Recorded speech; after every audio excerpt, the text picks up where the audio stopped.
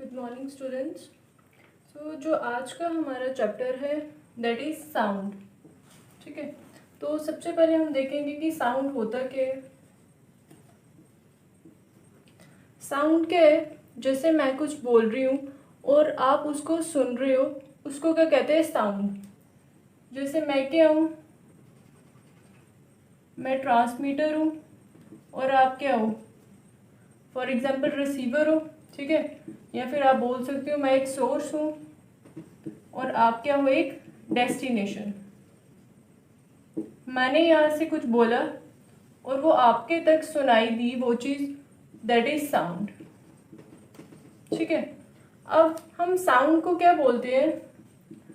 Sound is a form of energy.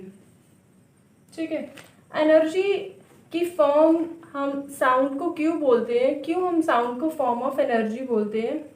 क्योंकि ये क्या होता है, जैसे किसी चीज़ पे मैंने फोर्स लगाई, फोर्स लगाना मतलब कुछ वर्क डन हुआ। ठीक है, कुछ वर्क डन होगा मतलब एनर्जी जनरेट होगी, एनर्जी जनरेट होगी मतलब आपकी साउंड प्रोड्यूस होगी। ये चार चीज़ें हैं, ये चारों क्या हैं? एक दूसरे के ऊपर डिपेंड करती हैं। ठीक है, फॉर एग्जांपल ये एक रजिस्टर है। ठीक है, मैंने इस पे फोर्स लगाई। ठीक है, मैंने इस पे फोर्स लगाई मतलब कुछ वर्क डन हुआ, कुछ वर्क डन हुआ मतलब इसमें कुछ एनर्जी जनरेट होगी, कुछ एनर्जी जनरेट होगी। जैसे मैंने इसको फोर्स लगाई तो आवाज़ आ रही है कुछ, इसको क्या कहते हैं? साउंड। ठीक है, इसलिए हम साउंड को क्या बोलते हैं? It is a form of energy.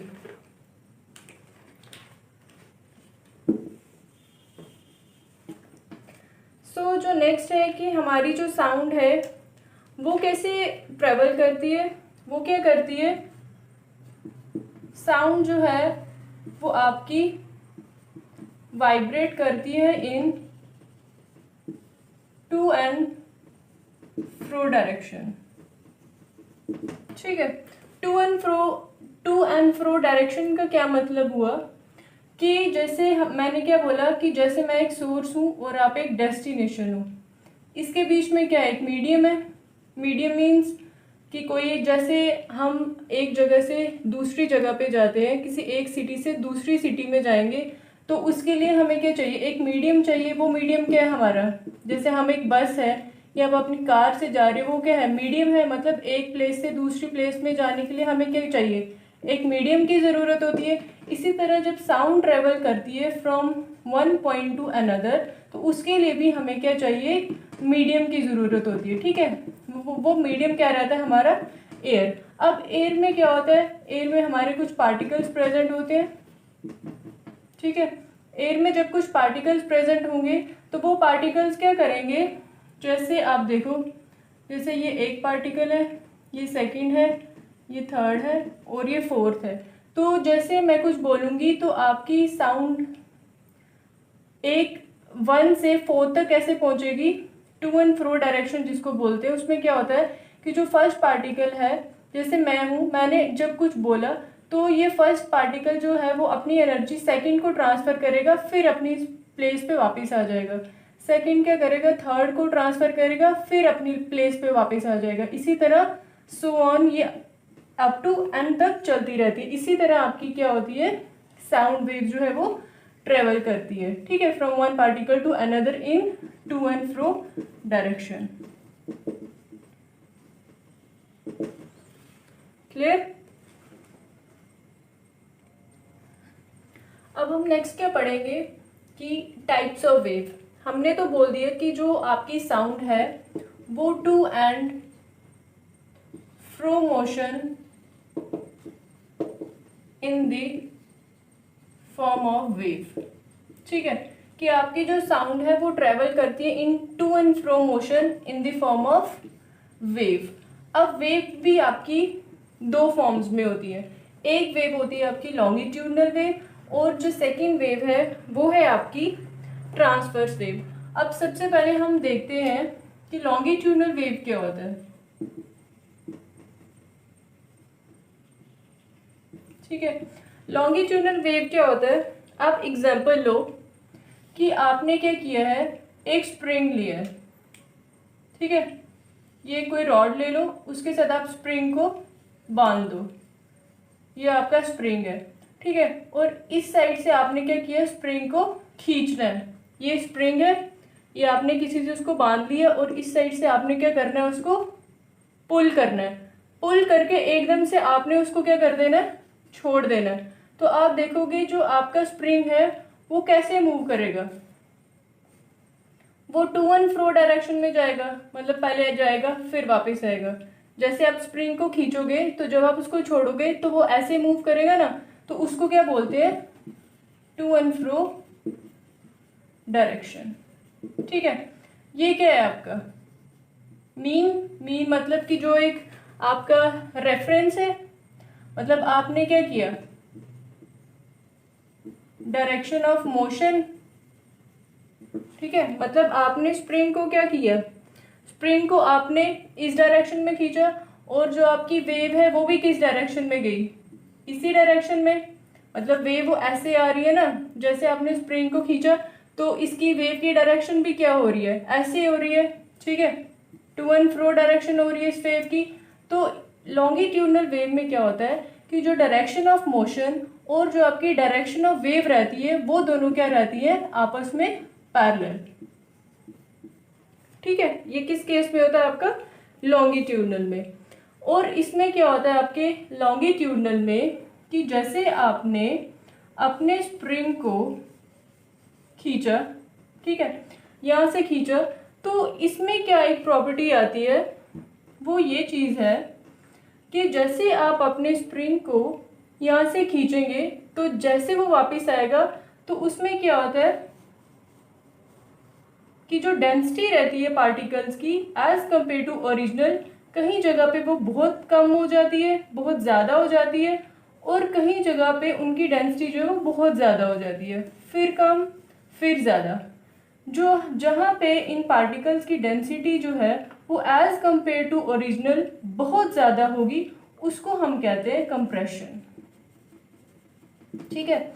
और वो पार्टिकल्स जिनकी density as compare to original बहुत ज़्यादा होगी उनको हम कहते हैं रेफ्रैक्शन, ठीक है। तो लॉन्गिट्यूडनल के केस में क्या होता है, आपकी दो चीज़ें आती हैं, एक आती है आपका कंप्रेशन और दूसरा आता है आपका रेफ्रैक्शन, क्लियर। अब जो हमारा सेकेंड टाइप है वो है हमारा ट्रांसवर्स वेव, ठीक है। ट्रांसवर्स वेव में क्या होता है कि आप ले लो सेम वही एग्जांपल कि आपने एक स्प्रिंग को टाई किया हुआ है, ठीक है, और यहाँ पे आप इसको क्या कर रहे हो, लॉन्गिट्यूडनल के केस में क्या किया था, आपने उसको ऐसे पुल किया था, ठीक है, ऐसे। अब इस केस में क्या करना है, हमने उसको ऐसे पुल करना है, ठीक है, समझ गए, इस तरीके से हमने उसको पुल करना है। जैसे हमने उसको इस तरीके से किया, अब यहाँ पे जो इसका ट्रांसफॉर्मेशन होगा वो कैसे होगा, वो होगा कुछ इस टाइप से, ठीक है। मतलब कि ये देखो, ये आपका स्प्रिंग है, वो इस टाइप से जो होगा वो मूव करेगा, किस केस में, ट्रांसफर के केस में, up and downward direction, up and downward direction. वो वेव जिसमें आपका जो पार्टिकल्स हैं वो मूव करते हैं in upward and downward direction, उसको हम क्या कहते हैं, ट्रांसवर्स वेव। अब हमने लॉन्गिट्यूडनल के केस में क्या पढ़ा था कि जो आपकी डायरेक्शन ऑफ मोशन एंड आपकी डायरेक्शन ऑफ वेव है वो क्या होते थे, इन केस ऑफ लॉन्गिट्यूडनल के केस में वो क्या होते थे, पैरेलल, ठीक है। लेकिन अब इस केस में आप देखो कि ट्रांसवर्स के केस में क्या हो रही है कि जो आपकी डायरेक्शन ऑफ वेव है वो ये है, और जो आपकी डायरेक्शन ऑफ वेव जो है, direction of motion, sorry, direction of motion जो है वो ये है, और जो डायरेक्शन ऑफ वेव निकल रही है वो कैसे निकल रही है, ऐसे निकल रही है, पहले अपवर्ड एंड देन डाउनवर्ड, फिर अपवर्ड फिर डाउनवर्ड। ये है आपकी डायरेक्शन ऑफ मोशन और ये है डायरेक्शन ऑफ वेव। तो मतलब कि ये ऐसे है ना, ये डायरेक्शन ऑफ मोशन है और ये डायरेक्शन ऑफ वेव है, ये दोनों के हैं आपस में परपेंडिकुलर। सो इनका जो मेन डिफरेंस है इन लॉन्गिट्यूडनल एंड ट्रांसवर्स में क्या है कि लॉन्गिट्यूडनल में direction of motion and direction of wave parallel रहते हैं एंड इन ट्रांसवर्स में direction of motion and direction of wave जो है वो दोनों क्या रहते हैं, परपेंडिकुलर रहते हैं। ठीक है, अब इसी में देखो ये आपकी ट्रांसवर्स वेव है।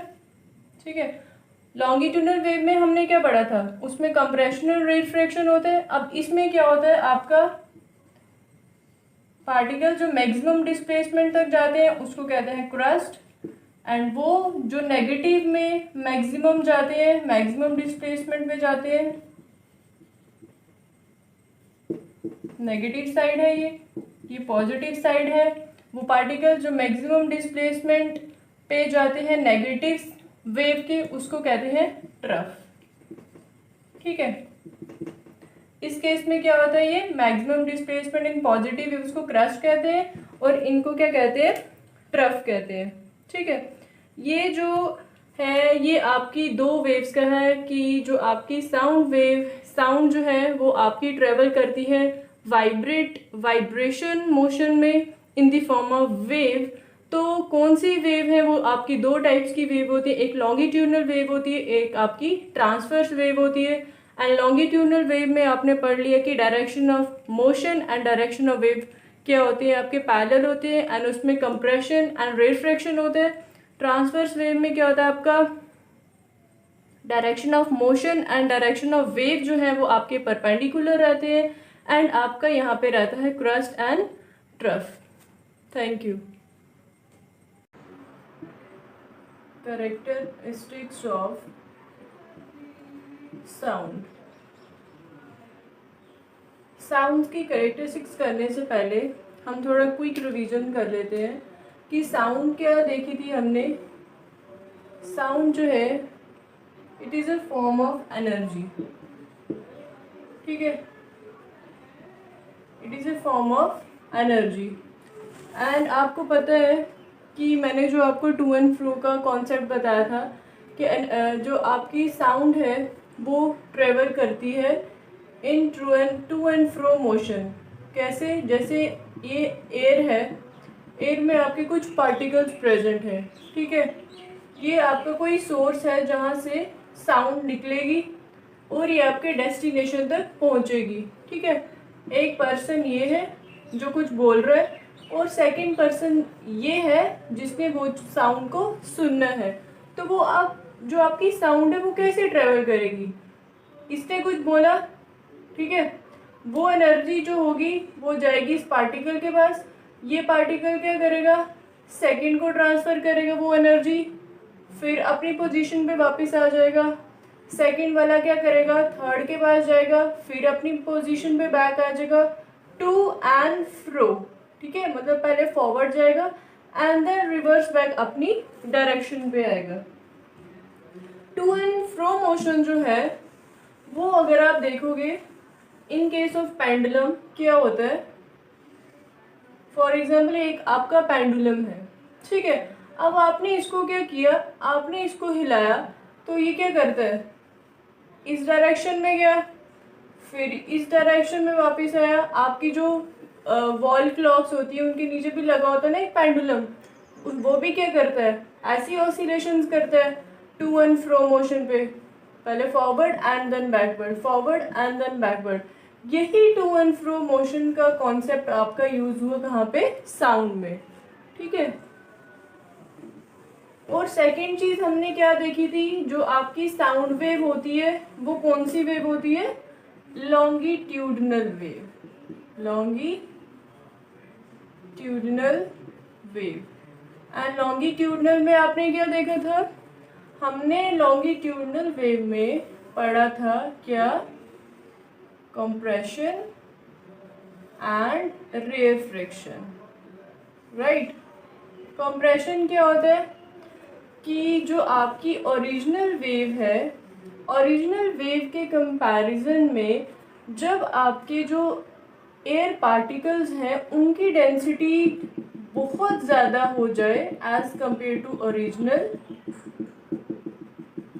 उसको हम कहते हैं कंप्रेशन। एंड रेयरफेक्शन में क्या होता है, जो डेंसिटी रहती है आपके एयर पार्टिकल्स की as compare to original wave form, वो क्या रहती है, low, that is rarefaction. Compression में क्या होता है, जैसे एनर्जी मिली फर्स्ट पार्टिकल को, वो क्या करेगा, सेकंड को अप्लाई करेगा ना, उसके अप्लाई करने से क्या होगा, that is to and fro motion, to and fro motion. ठीक है, जैसे वो जिस एनर्जी के साथ वो आगे ट्रांसफर करेगा, जिस एनर्जी के साथ वो सेकंड वाले के साथ कोलाइड करेगा, ठीक है ना, जिस फोर्स से तो वो कोलाइड कर, उससे क्या होगा, बाकी सभी को भी कोलिजन होगा। वो जब वो सारी कोलिजन होना स्टार्ट होगी, उस प्रोसेस को आप कंप्रेशन कहते हैं। और जब वो अपनी बैकवर्ड पोजीशन पे वापस आता है, उसको आप क्या कहते हो, उस टाइम क्या हो जाता है, कोलिजन नहीं होती ना उस टाइम, जब वो वापस आ रहा होता है तो कोई कोलिजन नहीं होगा। कोलिजन होती है जब वो फॉरवर्ड डायरेक्शन में जाएगा, तो जब वो बैकवर्ड डायरेक्शन में होगा तो कोई कोलिजन नहीं होगा। तो पार्टिकल्स क्या होंगे उस टाइम, उनकी डेंसिटी जो होगी वो लो होगी in case of rarefaction, right. और यही कॉन्सेप्ट हमारा यूज होता है किसमें, साउंड वेव में। तो अगर आपको very short answer type question में एक क्वेश्चन आता है कि sound wave is longitudinal wave और ट्रांसवर्स वेव, तो आपका आंसर क्या होगा, लॉन्गिट्यूडनल वेव।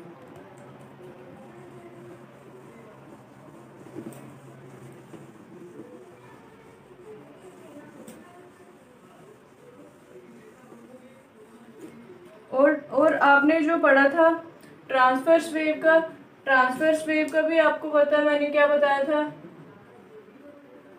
ट्रांसवर्स वेव में हमने क्या पढ़ा था, क्रस्ट एंड ट्रफ। इसकी एग्जांपल ये है कि जैसे कोई वाटर पॉन्ड है, ठीक है, आपने क्या किया, आपने कोई स्टोन लिया और उसको जब हम ऐसे थ्रो करते हैं तो उससे क्या होता है, वेव जनरेट होती है ना, वेव जनरेट होंगी ऐसे, उसको क्या कहते हैं, ट्रांसवर्स वेव। ठीक है, ये इसकी एग्जांपल है। ये इसका रहता है क्रस्ट, ये रहता है trough, crust and trough, right. तो जो आज का हमारा टॉपिक है वो है हमारा कैरेक्टरिस्टिक्स ऑफ साउंड। आज हम देखेंगे अपने कि हमारी साउंड की कौन कौन सी कैरेक्टरिस्टिक्स होती हैं। नंबर 1 में है हमारा एम्पलीट्यूड, नंबर 2 है हमारी फ्रीक्वेंसी, नंबर 3 में आएगा हमारा time period, number 4 is wavelength, number 5 is loudness and pitch। ठीक है, अब इसको स्टार्ट करने से पहले मैं आपको एक वेव बना के दिखाती हूँ। ये है आपकी वेव, ठीक है। अब इसमें हमारे पास क्या होता है, दो एक्सिस होते हैं, एक एक्स एक्सिस और एक वाई एक्सिस। एक्स एक्सिस क्या होती है आपकी, equilibrium position, equilibrium position. Equilibrium position का क्या मतलब हुआ, your stable state, right. And Y axis क्या है आपका, जो आपका वाई एक्सिस है दैट इज, इस पे शो होता है आपका डिस्प्लेसमेंट ऑफ पार्टिकल्स। ठीक है, अब सबसे पहले जो हमारा है, आपको तो एक बात तो आपको ये पता है कि वेव के हर पॉइंट के ऊपर आपके एयर पार्टिकल्स, जो आपके पार्टिकल्स होते हैं वो प्रेजेंट होते हैं। ठीक है, ये क्या है, आपकी वेव के हर पॉइंट पे क्या है, आपके एयर पार्टिकल्स प्रेजेंट हैं। ठीक है, अब इसी डायग्राम को यूज करके हम इन सबको एक्सप्लेन करेंगे। तो नंबर 1 पे हमारा है एम्पलीट्यूड।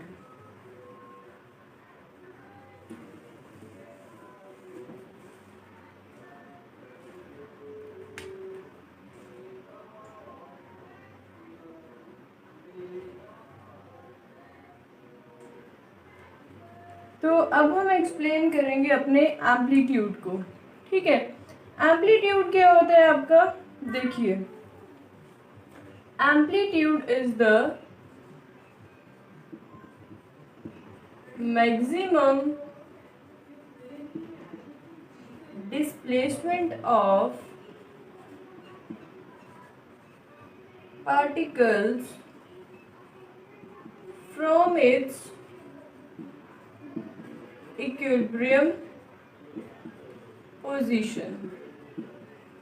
अब मैंने आपको क्या बोला, इक्विलिब्रियम पोजीशन क्या है इनकी पार्टिकल्स की, ये जहाँ पे आपके क्या है, स्टेबल है। ठीक है ना, इक्विलिब्रियम पोजीशन वो स्टेट होती है जहाँ पे आपके पार्टिकल्स जो हैं वो एक स्टेबल स्टेट पे रहते हैं। तो एम्पलीट्यूड हमें क्या बताता है कि maximum displacement of particles from its equilibrium position. क्या मतलब हुआ कि पार्टिकल्स की मैक्सिमम डिस्प्लेसमेंट कहाँ से, आपके इक्विलिब्रियम स्टेट से, वो जितना डिस्प्लेसमेंट उनका होगा उस मैक्सिमम डिस्प्लेसमेंट को हम क्या कहेंगे, एम्पलीट्यूड। ठीक है ना, अब मैक्सिमम डिस्प्लेसमेंट का क्या मतलब हुआ, जैसे मैंने कुछ बोला, ठीक है, मैंने कुछ साउंड निकाली, जितनी ज़्यादा साउंड होगी या जितनी ज़्यादा साउंड एनर्जी होगी उतना ज़्यादा क्या होगा, वो डिस्प्लेसमेंट होगी उसकी। ठीक है ना, जितनी ज़्यादा एनर्जी होगी, जितनी ज़्यादा एनर्जी से मैं बोलूँगी वो क्या करेगा पार्टिकल, उसकी जितनी ज़्यादा एनर्जी होगी वो उतनी दूर तक जाएगा ना, वो उतनी दूर तक जाएगा सेकंड पार्टिकल के पास। जितना ज़्यादा आपके डिस्प्लेसमेंट होगा उतनी ज़्यादा आपकी क्या होगा, एम्पलीट्यूड होगा। तो ये क्या कह रहा है कि इक्विलिब्रियम से पार्टिकल्स का मैक्सिमम डिस्प्लेसमेंट जो होता है उसको क्या कहते हैं, इस ये जो ये है ना, इस चीज़ को आप क्या कहोगे, एम्पलीट्यूड। इक्विलिब्रियम से maximum displacement of particle is called amplitude. ठीक है, यहाँ तक क्लियर है। अब आगे देखिए,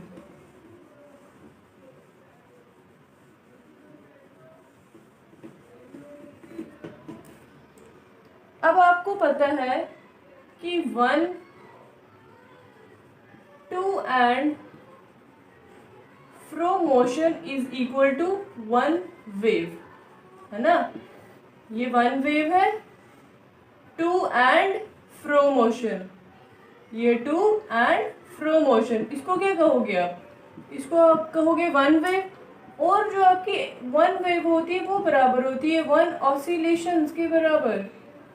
ठीक है ना, देखिए ये पेंडुलम है, ये गया यहाँ पे, फिर आया वापस, टू एंड फ्रो डायरेक्शन, ये ऑसिलेशन ही हुई ना। तो 1 वेव किसके बराबर होती है आपकी, 1 ऑसिलेशन के बराबर। समझ गए आप, ये था आपका एम्पलीट्यूड। अब हम नेक्स्ट देखेंगे फ्रीक्वेंसी।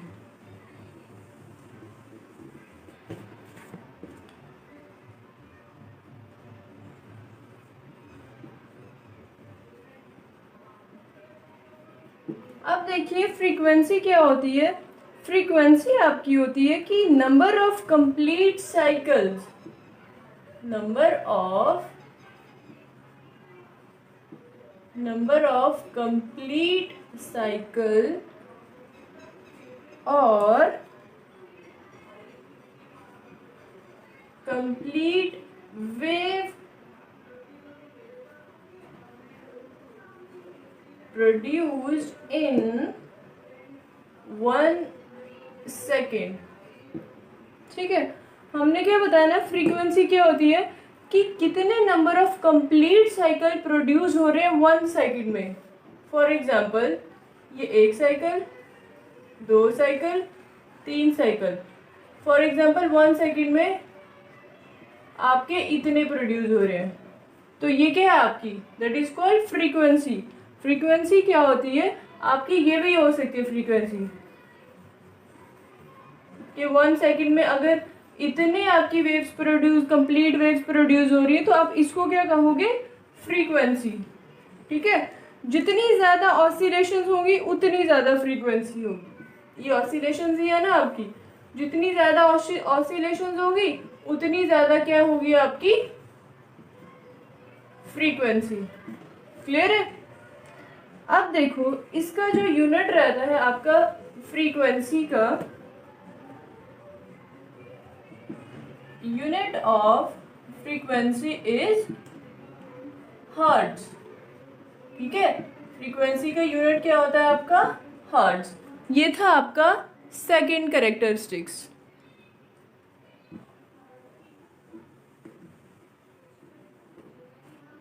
चलिए अब हम आगे देखते हैं next is your time period. Time period क्या होता है, टाइम पीरियड होगा आपका कि एक कंप्लीट ऑसिलेशन को करने के लिए कितना टाइम लग रहा है, उसको हम कहेंगे टाइम पीरियड। ठीक है, वन कंप्लीट ऑसिलेशन को प्रोड्यूस करने के लिए जितना टाइम लगता है उसको आप क्या कहोगे, time period. And the SI unit of time period is, time का क्या यूनिट रहता है, सेकेंड। ठीक है, यहां तक क्लियर है। और उसके बाद एक बात आपने हमेशा याद रखना है कि जो आपकी फ्रीक्वेंसी होती है वो हमेशा रेसिप्रोकल ऑफ टाइम पीरियड होती है, रेसिप्रोकल ऑफ टाइम पीरियड। ठीक है, इसके बेस पे आपको न्यूमेरिकल्स भी आ सकते हैं, तो ये आपने याद रखना है कि जो आपकी फ्रीक्वेंसी होती है that is the reciprocal of time period.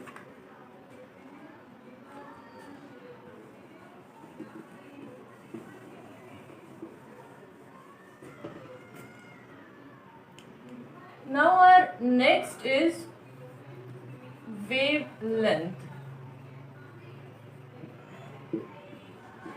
Right. अब देखो वेवलेंथ क्या होती है, आपको इसके नाम से ही पता चल रहा होगा, length of wave. Length of wave, ये आपकी ये कोई वेव है। अब हमने अगर फाइंड आउट करनी होगी कि इस वेव की कितनी लेंथ है, उसको हम वेवलेंथ कहते हैं। अब वेवलेंथ कैसे मेजर करते हैं, हम क्या करते हैं कि लेंथ ऑफ वन वेव, ये वन है ना, ये आ गया, ये यहाँ से लेके यहाँ तक क्या आ गई आपकी वन वेव, तो इसको हम डिनोट करते हैं लैम्डा के साथ, किसको, वेवलेंथ को। तो यहाँ से यहाँ तक का जो इसका डिस्टेंस होगा उसको आप क्या कहोगे, वेवलेंथ। इसके अलावा हम क्या करते हैं, टू सक्सेसिव क्रस्ट या टू सक्सेसिव ट्रफ, उनके ये क्रस्ट है, ये ट्रफ है, ये क्रस्ट है, ये ट्रफ है, ये क्रस्ट है, ये ट्रफ है। अब टू सक्सेसिव क्रस्ट के बीच में जो डिस्टेंस होता है उसको भी आप क्या कहते हो, वेवलेंथ। या फिर टू सक्सेसिव ट्रफ के बीच में जो डिस्टेंस होता है उसको भी आप क्या कहते हो, wavelength. And you know that one wave is equals to one crest plus one trough. Right, ये था आपका wavelength. Fifth one is loudness and pitch। ठीक है, अब देखिए आप कि लाउडनेस एंड पिच क्या होता है। लाउडनेस क्या होता है, लाउडेस्ट मतलब जोर से जब हम बोलते हैं दैट इज लाउड, है ना। तो एक चीज आपने याद रखना है कि लाउडनेस जो है वो रिलेट होता है किसके साथ, आपके एम्पलीट्यूड के साथ, और जो आपकी पिच है वो रिलेट करती है आपकी फ्रीक्वेंसी के साथ। क्या मतलब, जितना ज्यादा एम्पलीट्यूड होगा उतनी ज्यादा लाउडनेस होगी, जितना कम एम्पलीट्यूड होगा उतनी कम लाउडनेस होगी। समझ गए ना। जैसे आप टीवी की बात कर लो, टीवी की वॉल्यूम जब कम होगी तो उसका क्या मतलब, आपको सुनाई नहीं देगा। क्यों सुनाई नहीं देगा, क्योंकि उसका एम्पलीट्यूड ही कम है। एम्पलीट्यूड आपने पढ़ा ना अभी कि maximum displacement from the equilibrium state, उसको आप एम्पलीट्यूड कहते हो। तो जितनी कम वॉल्यूम होगी उतना कम एम्पलीट्यूड होगा, जितना कम एम्पलीट्यूड होगा उतनी कम आपकी लाउडनेस होगी। अगर आपकी टीवी, आप बोलोगे कि वॉल्यूम वॉल्यूम ज्यादा करो, वॉल्यूम ज्यादा करने का क्या मतलब हुआ कि उसका एम्पलीट्यूड आपने इंक्रीज किया। समझ गए ना। जो आपके एयर में पार्टिकल्स प्रेजेंट हैं वो क्या करेंगे, जब साउंड एनर्जी उनको ज्यादा मिलेगी, मतलब हाई क्वालिटी में जब उनको साउंड एनर्जी मिलेगी तो वो क्या करेंगे, ज्यादा डिस्प्लेसमेंट कवर करेंगे ना। ज्यादा डिस्प्लेसमेंट कवर करेंगे तो क्या होगा, एम्पलीट्यूड ज्यादा होगा उनका। तो इसलिए अगर वॉल्यूम ज्यादा करोगे एम्पलीट्यूड ज्यादा होगा एंड आपकी लाउडनेस भी क्या होगी, इंक्रीज होगी। ठीक है। एंड जो लाउडनेस होती है वो आपकी, ये आपने याद रखना है कि loudness directly proportional to the square of amplitude होता है। ये भी आपका एक न्यूमेरिकल का क्वेश्चन बन सकता है। ठीक है, कि लाउडनेस जो है वो डायरेक्टली प्रोपोर्शनल किसकी होती है, आपकी square of the amplitude. And इसका जो आपका लाउडनेस को जो हम मेजर करते हैं वो हम करते हैं किसमें, इन टर्म्स ऑफ डेसिबल। आप इसको डीबी भी लिख सकते हो। क्लियर है यहाँ तक। ये था आपका लाउडनेस का। अब हम आगे देखते हैं।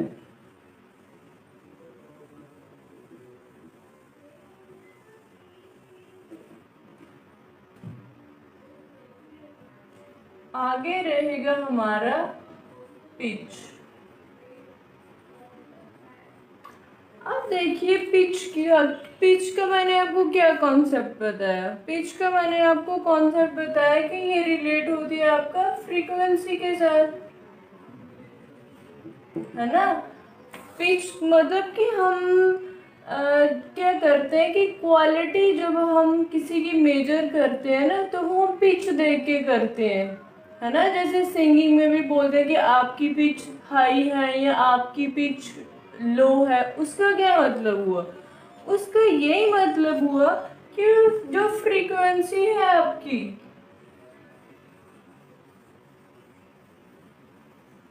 एक ये है फ्रीक्वेंसी, एक ये है फ्रीक्वेंसी। ठीक है, जैसे मैं बोल रही हूँ तो मेरी फ्रीक्वेंसी क्या है, लो है ना, कम ऑसिलेशंस जनरेट हो रही है। और अगर कोई छोटा बच्चा है वो जब रोता है बड़ी जोर से तो आपके कानों में वो लगती है ना, जब हम उनको बोलते हैं कि अब चुप कर जाओ, उसका क्या मतलब हुआ कि वो क्या है कि हाई फ्रीक्वेंसी है उसकी, हाई फ्रीक्वेंसी। और ये है आपकी लो फ्रीक्वेंसी। तो जब फ्रीक्वेंसी ऑफ वेव जो है वो ज्यादा होगी, है ना, जब फ्रीक्वेंसी ऑफ वेव ज्यादा होगी तो उसको आप कहोगे हाई पिच। और जब फ्रीक्वेंसी ऑफ वेव लो होगी तो उसको आप क्या कहते हो लो पिच। क्लियर?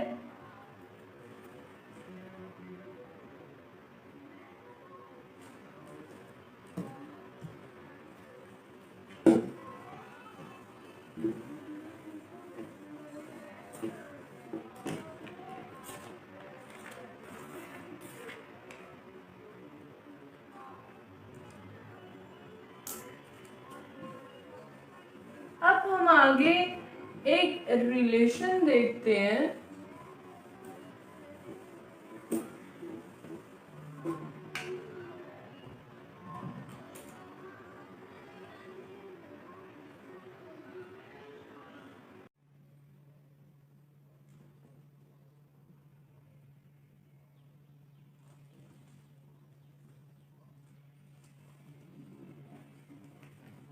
चलिए स्टूडेंट्स, तो अभी हम आगे एक रिलेशन करते हैं,